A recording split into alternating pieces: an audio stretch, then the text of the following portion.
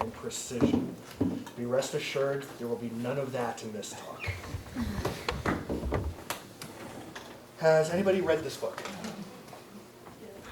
All right, so I reread it this summer, or maybe read it for the first time this summer, and there's a term that comes up. This is from 1949. It was a dystopian view of a new society with a very controlling government that actually went so far as to try to recraft the language to almost have some level of obedience, and the term doublethink comes up. Does anybody remember what that is? No. You just simultaneously remember two conflicting ideas. Exactly. That's generally how I've started to think about phytoplankton community structure from space. Especially in my role of trying to facilitate a mission with the purpose of doing this better. Paul and I go to places and we're like, dude, you need this mission. And then we go back, and if you look at my publication record, yeah, that's not gonna work. So the reason I bring this up is, one, just to give you some tone and context for my attitude towards this, but also to give you some sense that our hope is based on you taking this kind of survey and moving it forward in such a manner that I can stop feeling this way. So this is going to be just a really, really high overview. It is a lecture that was originally conceived of in like 2013, and there wasn't quite the consumer's market that there is now. So I can't give you 4 hours. Well, I could. You will not want 4 hours on how to do this and all the different methods. So like most of my lectures, here are the resources you can have if you want to learn more. There was an IOCCG working group on this. They have 2 documents. More recently, 2 papers out of Colleen Mao's group and Astrid Brocker's group from Frontiers in Marine Science really did a nice job of painting the landscape for this. So I will refer you to them. Just giving you a highlight of what they found. Couple of gaps. The first is the mismatch between satellite in situ and model data. We'll talk about that actually. Lack of quantitative uncertainty estimates. We'll touch on that. Spectral limitation of current sensors. I think we've beaten that horse pretty well this week already. And then of course, a lot of these algorithms are for a global approach and their portability to other places. Well, there's a student in this room who did a really nice job actually unraveling that, and we'll talk about that later as well. Of course, the recommendations are what you might expect. You can do a lot of these things, but again, you're going to read this list and they're not super groundbreaking. The first one, of course, is, hey, let's have this conversation more often. Okay? Then launch higher spectrally resolved sensors, launch higher spatially resolved sensors, build better algorithms. I mean, that should be your intuition at this point of what comes next. So my personal perspective on this is, there are the believers and the non-believers. They surround us. It's just the environment in which we live. I'm faithful when I'm talking to management. I'm skeptical when I talk to my peers. This is pushing the boundaries of what these satellites can do, particularly with the missions that are flying today. Lots of different methods to do this. They're really kind of all over the place, and we'll get to that. But generally speaking, they fall into 2 classes. As you will probably discuss more on Monday, validating these algorithms is difficult. And there are many ways to do it, and there's no consensus on the right way to do it yet. But whether you like any of this or not, whether any of you choose this path or not, as long as you stay in ocean biology from space, this will be part of your life in some way. It's already huge in our community, so just get used to it. It basically facilitated a whole new mission, and we're going to walk through all the different methods and issues. We'll start at the beginning. Why is it more challenging to measure and validate phytoplankton community structures than other ocean color products? To me, this falls into 3 different categories. The first is, there's a ton of different satellite measurements, and they really are all over the place.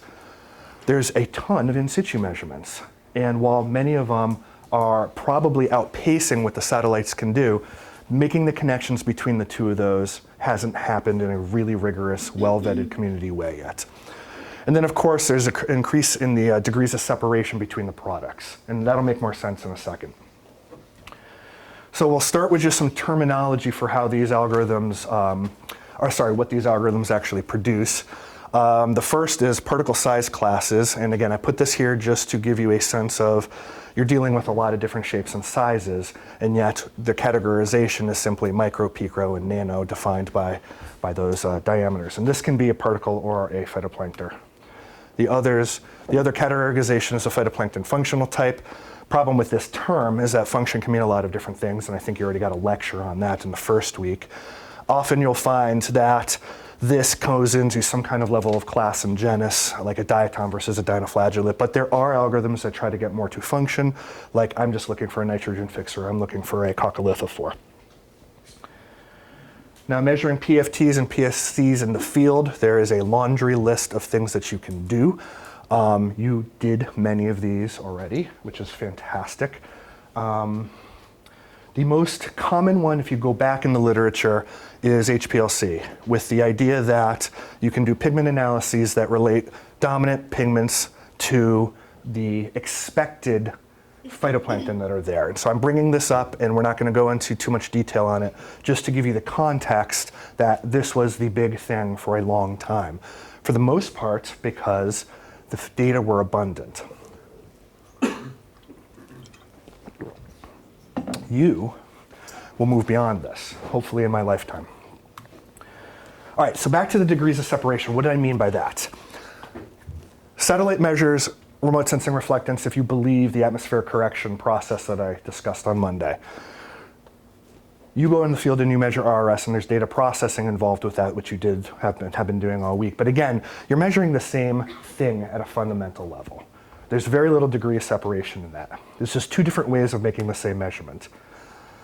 When you get into chlorophyll and inherent optical properties, you're measuring them directly in the field, but you have to take another step to go from RRS to get to the satellite-derived product. And so, okay, now you have another algorithm involved. When you get to phytoplankton functional types, it grows even again. Historically, you would have to derive this intermediate product and then make another step, another algorithm. Same thing in the field. You're not measuring these directly originally, a long time ago, but you were measuring something else and then inferring phytoplankton community structure from that. Now, some of this has changed. These are direct measurements now. You've been doing that. And there are methods that go from RRS right to here. So the gap is closing, but the gap is still there. And anytime you make one of these steps, you're adding some level of uncertainty in what you're actually doing. And that's really what my point is here. And so that makes this validation even harder. So the meat and potatoes of the lecture is going to be going through these 4 key points. Lots of methods to do this from space. Sensitivities are somewhat unexplored.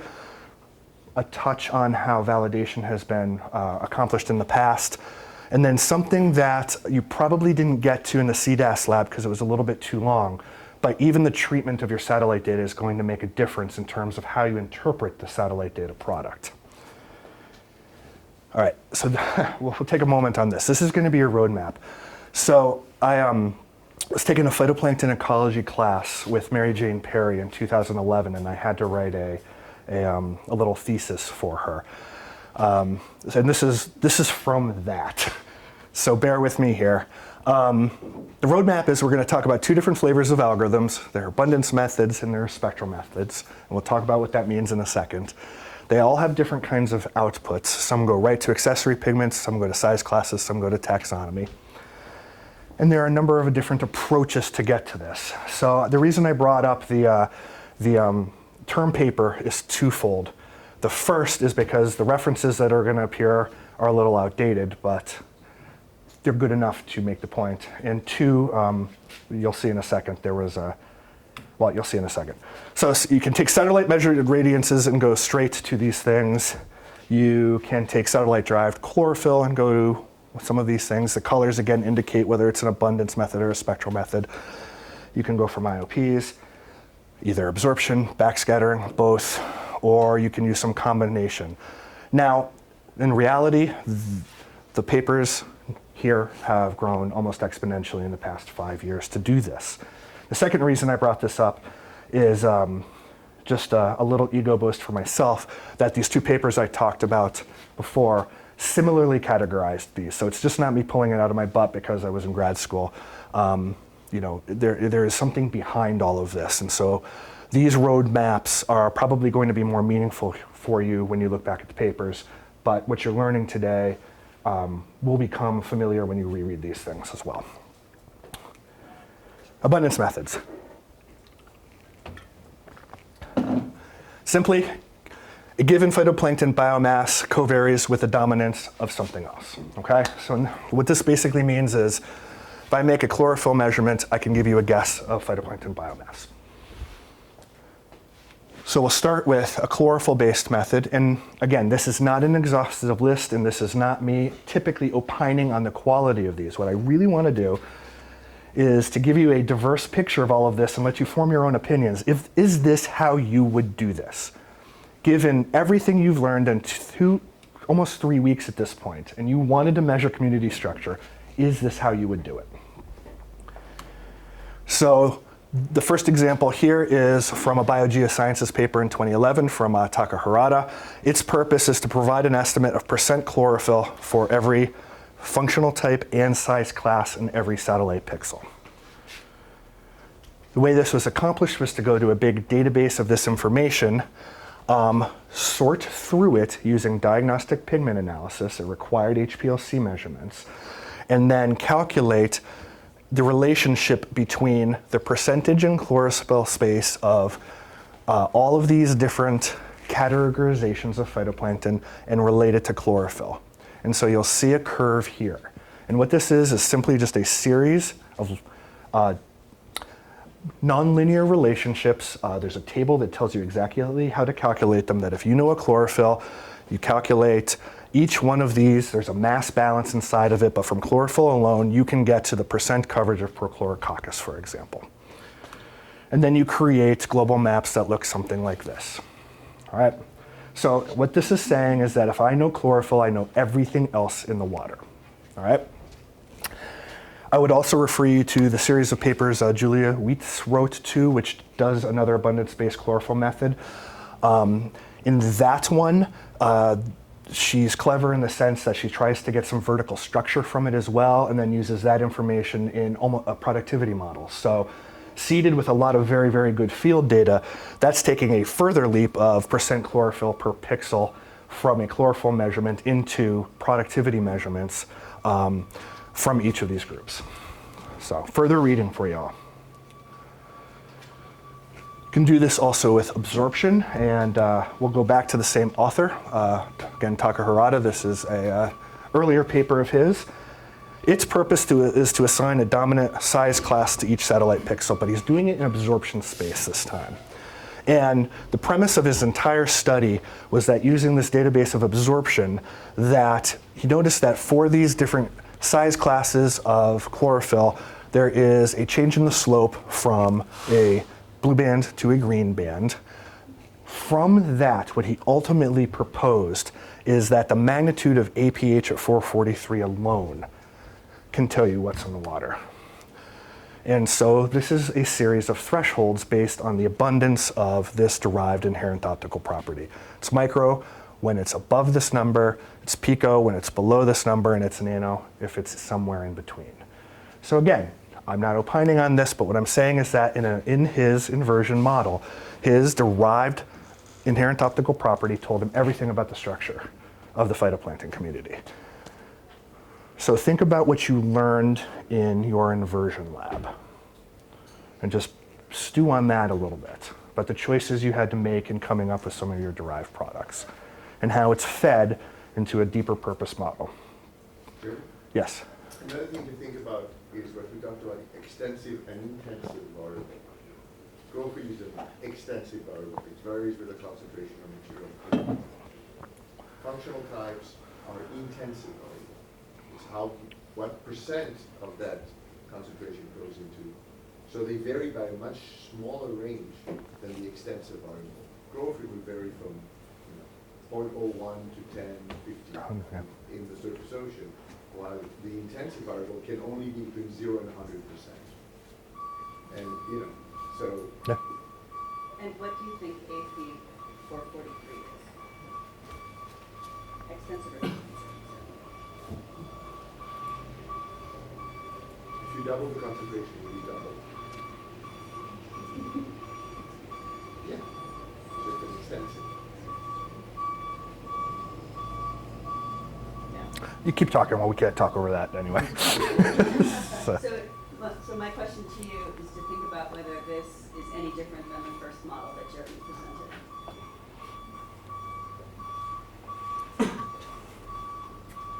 I don't think we're going to outweigh it, so I'll keep going. Mapping against chlorophyll versus mapping against the magnitude of absorption in the fluid. The same, different? I would think that would probably Related? be similar if chlorophyll is the only thing affecting absorption, right? The first order, yeah. Very similar to calculating your chlorophyll and blue green band ratio. And really similar to, yeah, Good. yeah. All right. Well, there's a moment of quiet outside. We'll go on to spectral methods. These are the ones I planted my flag in just to clear the air on that a little bit more. And now you're looking to exploit variations in the spectral shape of either remote sensing reflectance or an IOP to get some information about community structure. So the advantage of this approach at its fundamental level is that unlike the abundance approaches, which if you get a chlorophyll of 1, there's only one unique answer in most of these models. As you've probably seen in some of your modeling, you can get a chlorophyll of 1 but have very, very different spectral shape that gets you to that point. And this allows different PSCs and PFTs with a common total biomass, assuming that what you're trying to separate here is optically different. The downside is that, again, anything that controls spectral shape will confound the model. And so it's going to be how the growth conditions are for the satellite pixel you're measuring, which is going to go into environmental factors and a whole slew of other things. So it's a little bit more ambiguous. All right, so we're in our tour through here. We'll start with just satellite measured radiances going to 2 of these different things. The first is one designed to take band ratios of satellite measurements and operate just like the chlorophyll model to get to an accessory pigment concentration. So in this case, what you're looking at is log of a band ratio. In this case, RRS at 490 and 670 is a function of log of peridinin. Okay, so if you've seen the chlorophyll scatter plots that I believe Kurt probably showed in one of his earlier models, you'll see, you might intuit that the scatter is a little bit bigger than that. But they were successful for what they were trying to study. The other is even a little bit more simple, and this is going way back into the early area of CWIFs, and its purpose was simply to binary presence of trichodesmium. Is it there or is it not? And that simply was based on 3 thresholds, 3 following criteria. If the following 3 criteria are satisfied, then trichodesmium is there. And so in this case, there are 2 that have absolute and relative magnitude, so it's a little bit of an abundance method, and then there's a third that's kind of a spectral shape. But again, not all of this is based in, well, it's not fair to say it's not based in physics, but at the same time, whenever you use a threshold, it becomes a little bit arbitrary. Getting a little bit more sophisticated here, from Alvain's group, the purpose was to provide an estimate of a dominant PFT for every pixel. This is, again, using remote sensing reflectance as input. The way she proceeded was to take a global composited map of satellite remote sensing reflectances in satellite chlorophyll. Then pick values of chlorophyll over a large dynamic range and calculate the average spectra that the satellite saw for every chlorophyll value. And so this spread of remote sensing reflectances is because every line represents a different average chlorophyll value. So what this is basically saying, if I know a chlorophyll is of this level, I can expect to have a shape that looks like one of those. The way the algorithm proceeds is that as you have a new swath of a new satellite measurement, you calculate the chlorophyll and you select one of these, whatever the one is most representative of the chlorophyll you calculated. Then you take the ratio of the 2, which is effectively looking for the anomaly in your measurement relative to the climatology. And those anomalies were divided into 4 different groups. And so in this case, what you're really doing is you're comparing your measurement to a climatological value, and the anomaly from that is going to tell you something about what's in the water column.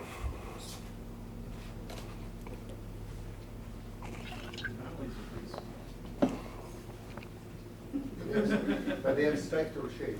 Yep. And I mean, and think about it, for example, most of the data comes from what part of the ocean? Right, open ocean. What's dominating in the open ocean? And so, but we have the least anomalies, things are the flattest. It's what you'd expect to see in the open ocean. And the dominating organisms. Also, though, aren't those anomalies pretty big because it's a ratio? So it's like the diatoms are, twice as bright basically as the library values. The diatom anomaly was good. Yeah, but then even like the haptophytes are 50% darker in blue. And all the actions in the blue. Right. And so when you think about the atmospheric correction that Jeremy went through, where are we most certain about atmospheric correction and where are we least certain about atmospheric correction? Pardon? Least in the blue. Least in the blue. And, so this kind of gets, I think, probably to Jeremy's skepticism aspect, which is where we expect to see so the important differences is in that part of the spectrum where we're least Yeah. certain. But it's what we're dealt with physics. Yeah. I mean, that's just our reality. And I'll reiterate, what we're showing is a heroic amount of work that is incredibly innovative. So this is not knocking anything. But there are challenges. When you're successful like this, what you do, just like when we were talking about the satellite instrument development, when you're successful, it's really easy to realize what's missing. And that's what this is about. Yeah? So for these anomalies, are we seeing anomalies in functional type relative to other waters of the same climatology? Or similar climatology? It is basically making the statement that over a mission lifetime, a chlorophyll value represents what's probably just exactly what you would expect to see under normal, normal long-term conditions. So the anomalies that you're deriving are, yes, you are comparing your measurement in one moment in time and space with a group of measurements that could be distributed over long time scales and long spatial scales. So it is not necessarily a mapping of in this pixel relative to this pixel over long time scales. It is this pixel relative to, hey, that chlorophyll biomass is telling me something about the average global condition. So say, for example, if you point to the 5 microgram per liter chlorophyll average normalized water leaving gradients, do you have it up there? Can you point to it?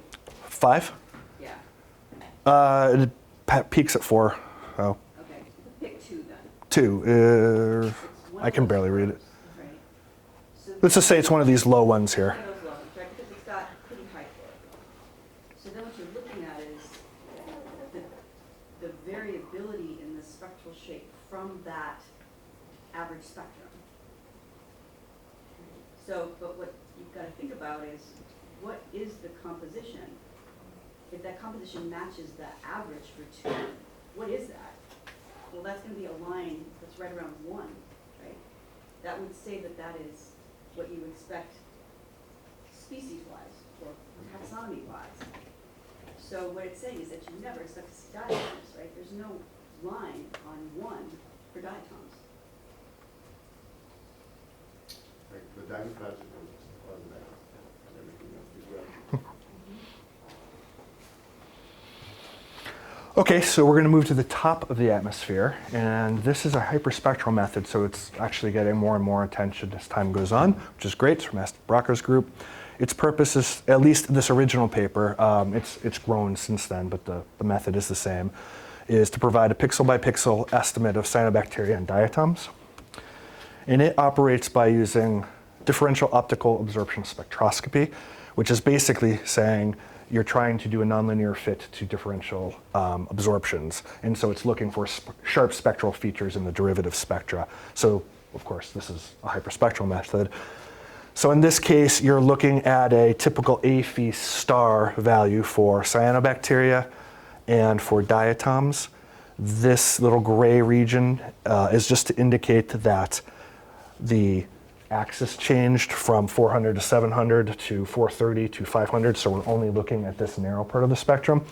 And there's a lot of lines here, but the point I want you to take away from it is that there are features in the derivative for diatoms versus cyanobacteria that are unique. And so that's what this one is looking for, okay? And this is also a nod to where a lot of work is going in the era of hyperspectral measurements. Do you want to say something about the spectral resolution and the spatial resolution of these satellites? So the spectral resolution is, I forget what the footprint, yeah, it's very, very tiny. 30 kilometers. Oh, okay, so I see. So knowing that now, take a guess as to what the spatial footprint is. Did we hear it? Not that you heard the spectral. Did you hear the spatial? You said both? Oh, come on, man. Well, there goes a teaching moment. So, big pixels. 30 kilometers pixels. Yeah. Which gets back to Tuesday's lecture. You can't have it both ways.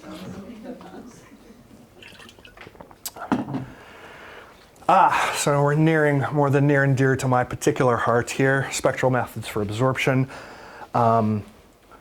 There are a lot of these out there. I'm going to highlight two hyperspectral ones, and you'll get why in a second. But the general idea is relating pigment absorption features to the presence there. We just talked about derivative absorption again. So Catlin and Siegel have a new paper out where they derived relations between, again, derivative absorption signatures and phytoplankton pigment communities. So this is, again, the kind of momentum a mission like PACE is getting. The other is from a graduate of this class, who we'll talk about more later, Allie Chase. And they did something very, very clever with this in an inversion sense that we'll come back to. But what this is decomposing an absorption spectra into component Gaussian functions that represent absorptions by different groups of pixels. Different groups of pigments, not pixels. That's easier to say. Like I said, there are a number of these, so remember the absorption part, because when we get to the inversion modeling, we're going to come back to other ways to use absorption to get to PFT. Actually, we're going to do that next. Sorry, we'll just jump ahead. So in this case, this is one of several examples, but Colin and I did it, so I'm familiar enough to talk about it. You're basically using an inversion model, like what you learned at the end of last week, but you're solving in this case for multiple phytoplankton absorption spectra. So what we were interested in is determining whether there was a diatom background in the Arabian Sea or if Noctiluca emerged. And the way that was accomplished is by simply expanding the equation from what you saw last week. Instead of a three-term equation where your absorption is decomposed into water, phytoplankton, and the combination of non-alkyl particles and CDOM, we just added a fourth. And frankly, it was with mixed success. When it was a monoculture, this worked great. When it was a mixed culture, this was a little murky. So we got to the point where we could say it was there or it wasn't there, but we were not bold enough to say that the magnitude we were retrieving actually meant that was the concentration of what was there. There are other ways to do something very similar to this. This is from Arya Chadi and Anik Bracot. In this case, rather than explicitly saying there are two signatures here, they were solving for a size fraction. And so it's similar but related, where they again defined two spectral shapes, but rather than solving for the magnitude, they went for just, is it 50% of one, is it 100% of one, and so forth. But you can do this either embedded into a full-blown simultaneous inversion model, or the stepwise ones where you solve for backscatter first, and you solve for absorption, then you break absorption down. And did we talk about that last week, the two different flavors of inversions? It doesn't really matter for this purpose, but anyway, again, using absorption. And then because we want to talk about other things other than all of the approaches, we will conclude with a backscattering based one. This comes from Tio Kostadinov out of USCB. At the time, its purpose was to estimate relative fractions of 3 different size classes for each pixel. So this, since it's seeded in backscattering, requires some a priori information about backscattering. And what preceded this work was a series of papers from Werdell, where he was able to come up with a IOP inversion model that solved for 1 backscattering wavelength at a time. And from that, he proposed that he could independently calculate backscattering spectral slope. And so he was able to produce maps of backscattering spectral slopes. What Tio did was to plug this into Mie theory and try to get an estimate of particle size. So from knowledge of backscattering spectral slope in Mie theory, he was able to develop a series of lookup tables. And this is a simple way to navigate them, where I have a backscattering spectral slope of 1. It intersects this line. That means my power law slope for my particle size distribution is probably going to be here. And so now he's creating maps of particle size distribution parameters. He actually took it a step further and then used this to get some information about number of particles as well, which is what this axis represents. And then frankly, he actually took it a step further in another series of papers and went into biovolumes and other interesting things like that. So again, let that digest just for a moment. Again, very, very clever. But how many degrees of freedom did we just introduce into this algorithm? Again, innovative. Nobody's ever done anything like this before. This is the map of that slope, by the way. So with that, what I possibly gave you a sense of is that this community is a little bit of the Wild West. Not in a bad way, but that there are a lot of different people doing a lot of different things to get to common products. Before we move on, is there a favorite algorithm any of you kind of owning that we want to explore further, or we can do that offline later? All right, so let me ask you this then. What information did we not exploit yet in any of these approaches? Think about all the data you collected to try to tease apart something about the community of phytoplankton there. What did none of these include? Polarization. Sure, they didn't do polarization. Shocking. What else? Actually, Colin and Emmanuel, I didn't mention it. It's in the backup slides. Have a nice way to invert for CP. Okay. Fluorescence? What's that? Fluorescence? No, yeah, we didn't do a fluorescence. There's a couple of Mike Barron-filled bodies of work that try to get to phytoplankton physiology using that. Think even simpler. Imaging. Hmm? Imaging. Yep, these were all developed before that became popular. Did we use any environmental data? Any knowledge of the surrounding? The day of the year? Right. And so this is where I would like to see you all go forward. And it's not that people haven't done this. This is the most recent paper I could find. It was really only a couple of weeks ago, I think, where at least there is some acknowledgement that there's other information than what a passive sensor can provide that might help you constrain at least some of the boundary conditions. And maybe that wasn't possible at the time, but every time I go to a conference, somebody is trying to exploit some other statistical method, whether it's Bayesian work or looking at EOFs, or it doesn't matter. The point is that there are new methods, there's new math that would hopefully enable you, once my satellite launches, to use more information. And then it becomes your satellite. Can I just raise a quick question on, Yeah. on some of these? So For me or most for of them? What? For me or for them? Most of them have some sort of dependence on biomass, which we assess as chlorophyll. Just think about the difference between a region of the ocean that is always low biomass, like the open ocean, versus a region of the ocean that is seasonally low biomass, like say the North Atlantic.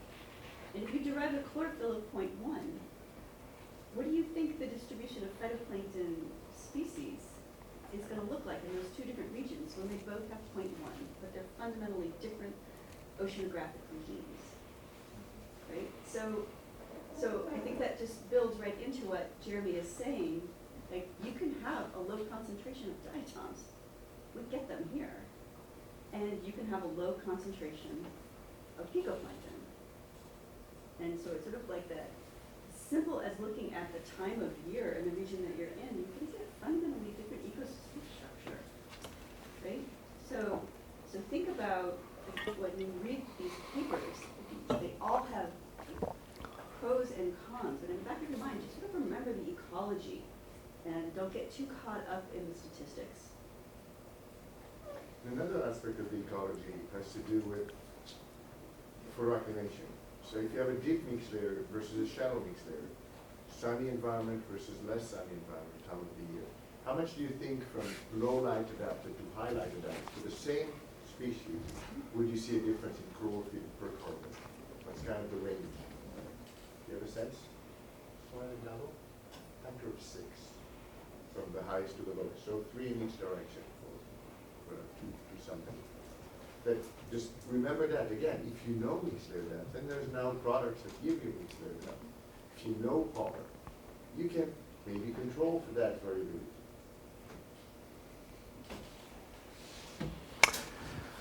Okay, so let's move on to the next chapter. A lot of nice papers. A couple of them touch on their own sensitivities, but it isn't a ubiquitous thing that most folks do. So here's what we know, and this is again my plea to you for future work. They're all using derived products or have to make some kind of assumption. Few papers have a robust analysis of their sensitivities. And what we don't know, based on all of that, is how sensitive the abundance methods are to your input chlorophyll or your input IOP, or the spectral methods to changes in their spectral shape. And just to wet your whistle a little about this, we'll show 2 quick panels and then we'll move on. This is a little bit difficult. What you're looking at is effectively the relationship of a blue to green band ratio. This is the OC4 algorithm. So band ratio of reflectances to a chlorophyll value. This black line is the algorithm itself. So you've seen this in various forms before. Moving to this axis, this y-axis, what the different colors represent is a change, the change in percent of the retrieved chlorophyll for a change in your band ratio. So let's say my satellite isn't perfectly calibrated. Or let's say I have 2 satellites that are just slightly different from each other. Their band ratios are going to be slightly different from each other. And so if it is a ratio that is biased positive 2% or negative 2%, what you're seeing is that relates to a 10 to 20% change in your derived chlorophyll.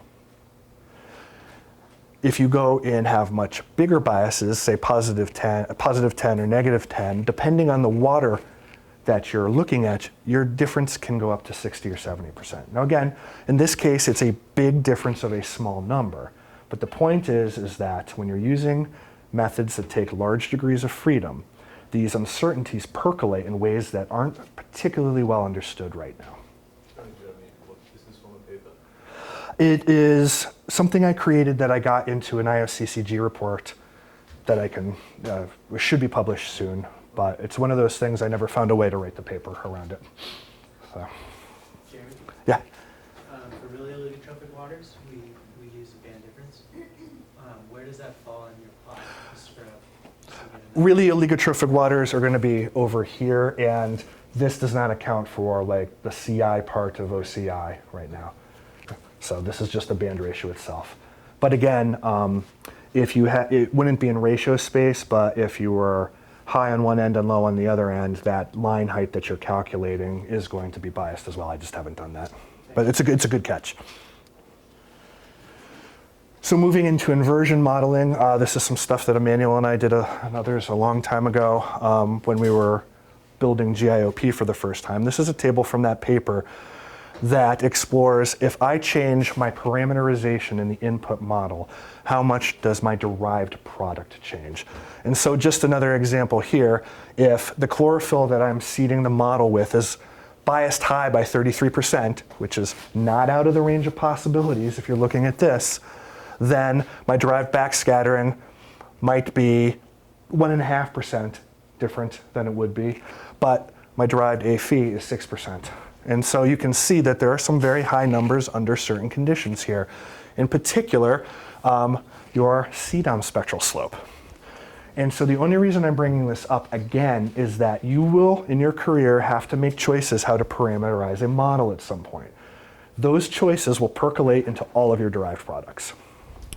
And also, don't forget, when we talk a lot about transference of variance, if you have reflectance being backscattering over absorption, and backscattering has some spectral slope, and absorption by CDOM and non-ideal particles have some spectral slope, a lot of models can't discern the difference between increasing the slope of one and decreasing the slope of the other. And so that's why it makes those particular retrievals really, really challenging, with lots of uncertainty, because you don't know where that variance is showing up. And going back to what Colin said, they also have a slope that's very similar to atmospheric correction. So any small change in atmospheric correction will look like you have more CDOM, you have less CDOM, and so it's all gonna. And this is one of the hope with phase is because now you can anchor in the UV as well as in the red, but you will not have the tail wagging that you might have correction that's based only on the red. So again, don't, glass half full, don't view this as necessarily bad news, but don't forget it. Validate. Oh, because you've seen the talk. Let's talk about validation data sets, and this will seed what Paula's going to talk about in a little bit. Okay, so we were knocking HPLC, and that's not intentional in the sense that, again, a heroic effort to do this. And all of the papers acknowledge the need for other measurements of community structure, that HPLC was admittedly just a proxy data set. But the nice thing about it is that those measurements were at the time far more dominant than anything else. And this is just from CBAS, which is NASA's biooptical database. This is, as of middle of 2018, the distribution of HPLC observations. Now, the trick here is, again, these algorithms tend to get validated with global data sets without taking into account spatial and temporal biases. So I'll just show you quickly that if you take the 18 months of January 2016 to 2017, your diversity in measurement collapses pretty substantially. So why move away from HPLC? Well, while innovative, there are some weaknesses in these methods that use HPLC that, again, you need to be aware of. The first is that these groups that we're searching for share taxonomic pigments. So just because there's fucoxanthin there doesn't mean it is unequivocally a diatom. They also encompass wide size ranges. A diatom isn't always greater than. Yep. And on top of all of that, you have to make assumptions about ratios here. And so again, on a global average, they probably work, but this is a degree of freedom, again, that you're making. And so I noticed that there is now some momentum, and this is the Catlett and Siegel paper again, that we're trying to revisit some of this through an alternate categorization. Okay, so HPLC and scatter plots, just to give you a sense of what they look like, the state-of-the-art in validation if you're going to do regression here. In situ percent microplankton is a function of CWIS-derived microplankton from one of Tio's paper, and it's a little all over the place. That's good. I just had a pet project when I was working on one of these working groups to see if I could reproduce something like this. The ego, maybe I can do a little bit better. So I use two popular algorithms. I'm not going to tell you which two they are. It's not important. What is important is that I use the state-of-the-art DPA that I had available at the time, and that's what it looked like. The two different colors represent the two nameless algorithms, again, in situ fraction versus satellite fraction. So that was a little disheartening because even though what I'm going to show you next is in log-log space, this is what we're used to seeing from chlorophyll. Again, you can hide a lot of flaws in log space, but at least there's structure there that I can wrap my head around. That's hard. All right, so method number two. Just, again, extensive versus intensive variable. The middle ones are what? Guys, what do you think? Intensive. They're intensive. So they're very limited in in how much you can go. I mean, you can only go from 0 to 100%, no matter what you do. The right-hand side, they're extensive, they're biomass related. You double the biomass, you go factor 2 high on that line. So it's really hard to do intensive. So for atmospheric scientists as well to get the size of the aerosol. But getting the amount of aerosol is significantly easier. And this is just a bigger challenge. You can do it. We believe in you. But we believe you, we believe in you. All right, so in an absence of huge volumes of data, there is another method to validate your work. And that's visual inspection. And really all this is saying is that you look at global distributions to verify you're retrieving what you would expect to see. So for example, microplankton in northern latitudes. Picoplankton in the ligotrophic oceans. It means at least to a first order, the behavior is what we would expect. I'll leave it at that. What happens when we have climate change? I'll leave it at that. Expansion of the subtropical gyres. Peace. I'm saying. Yeah. Oh, I forgot. And remember what we called it during the first week? When you have an expectation and when you model fit your expectation, you're happy. Confirmation bias, yeah. Well, that leads into some work we did. So this is, the paper I enjoyed most writing was this ridiculous Tara Oceans one where we used a Collins line height and decided we could get the size classes and backscatter, but it was really fun to write. And this is why I brought up CP slope, is we took a shot at looking at beam C spectral slope and scattering spectral slope to see if the frequency of these groups behaved as we might expect for changes in these slopes. So again, you're seeing the slope rising as you get to smaller particles here, the slope going down as you get to bigger particles. So I put it in so we could poke fun at ourselves. Now, it's consistent with our preconceived ideas. Perfect. We're all flawed. Okay, so another way to do this is there an agreement amongst multiple methods? And so in this case, this is from one of Bob Bruin's papers where the two different columns simply just represent two different ways of doing the DPA. But he compared 7 different models and their retrievals to try to better understand how the models intercompare. But again, it is a form of validation. If you're getting the same answers multiple different ways, maybe you're going in the right direction. So a couple final comments on validation. Getting back to one of these papers, there is an extensive list of all the methods of the time up to 2017 when this is published. It's 2 slides worth. I'll just point your eyes really quickly to the data source and you will see it's dominated by HPLC. And when you go to the second part of this table, again, dominated by HPLC, some size fractionated chlorophyll, some Coulter counter, but again, a lot of this work was based on the sheer volume of HPLC. So,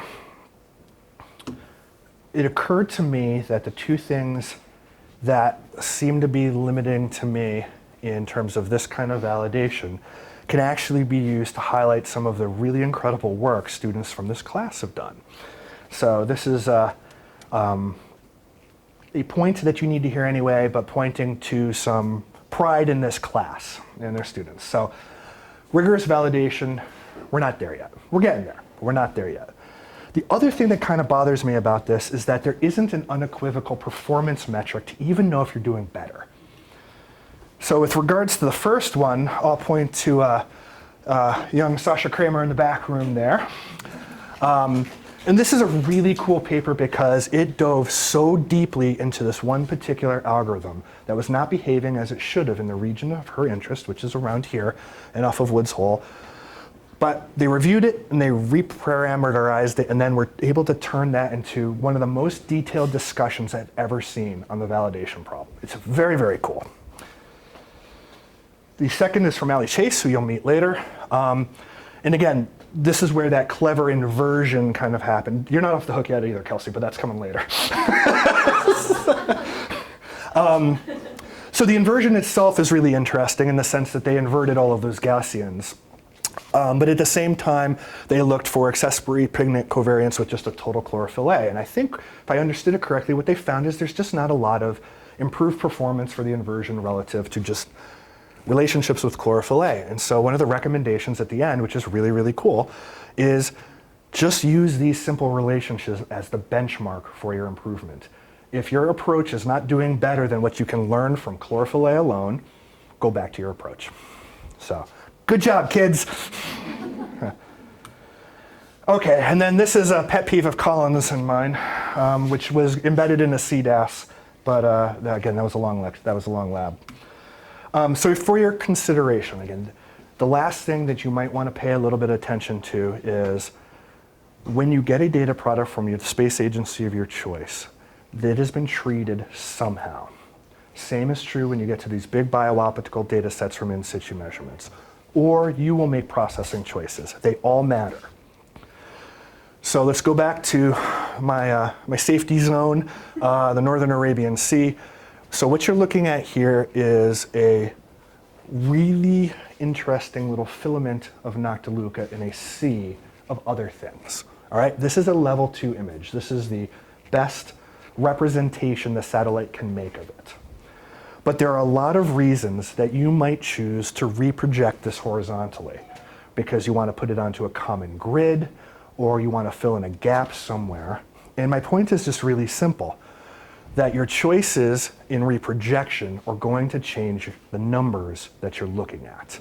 And so in this case, this is blowing up this level 2 image with a different color bar just to really highlight it.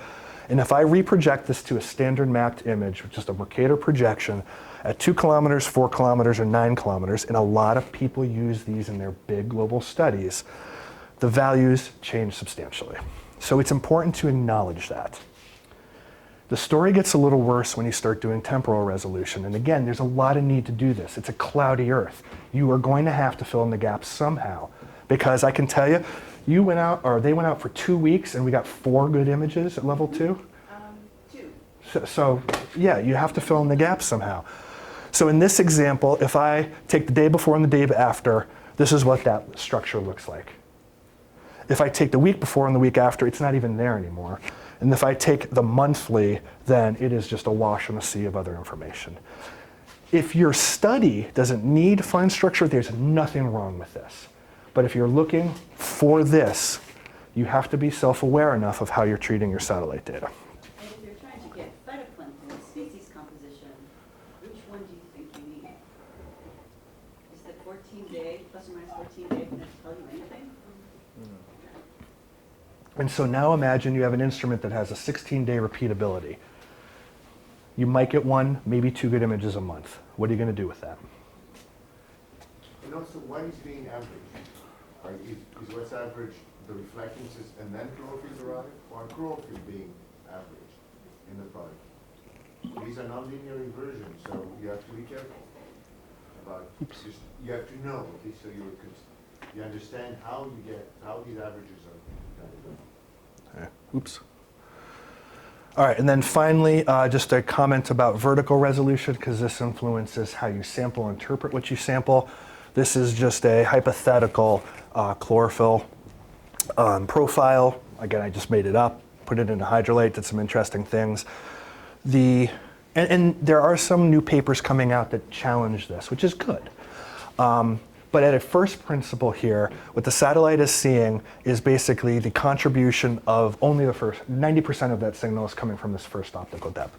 So really, most of the signal is just coming from right there. And I think you've already talked about this. If you are sampling and only collect 2 measurements, what you're doing is not really representing exactly what the satellite is seeing. It might be the best you can do, and that's okay, but you still have to be aware of this.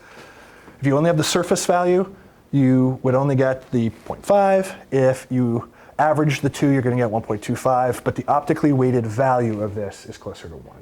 So you're going to have to understand that you're introducing some bias based on how you're sampling as well. Okay, so getting ready to wrap this part of my talk up. Don't give up. We're counting on you, and it's funny. See, we need the entertainment when this comes out. So I'm hoping. Sorry. This is my dream for a mission like PACE. So this is the Darwin model out of MIT, and what you're looking at is very similar to that chlorophyll map that I showed you on my first day, but in this case, you're not looking at chlorophyll, you're looking at the distributions of diatoms, flagellates, Synechococcus, and Prochlorococcus over long time scales. Again, it's model data, but at the same time, the promise of what we're trying to do next is to take those abundances, those chlorophylls that you saw, that 20-year time series, and create something like this. So this is the dream. Where did you say it came from? This is from Werdell, MIT. Darwin model. Okay, so I still have the podium and I have another presentation, but I'd asked to be unmiked for it, if that's okay. Any questions on this while we're unmiking?